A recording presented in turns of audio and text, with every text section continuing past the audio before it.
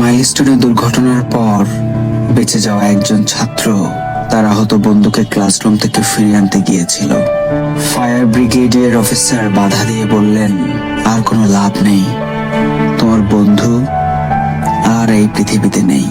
কিন্তু ছাত্রটি বাধা মানল না। সে নিজে একা গিয়ে বন্ধুকে ফিরিয়ে আনলো। নিথর দেহ দেখে ফায়ার ব্রিগেডের অফিসার বললেন, আমি তোমাকে বলেছিলাম এর কোনো মূল্য নেই, সে না ফেরার দেশে চলে গেছে। ছাত্রটি তখন উত্তর দেয়, না স্যার, এটা সত্যি অনেক মূল্যবান ছিল।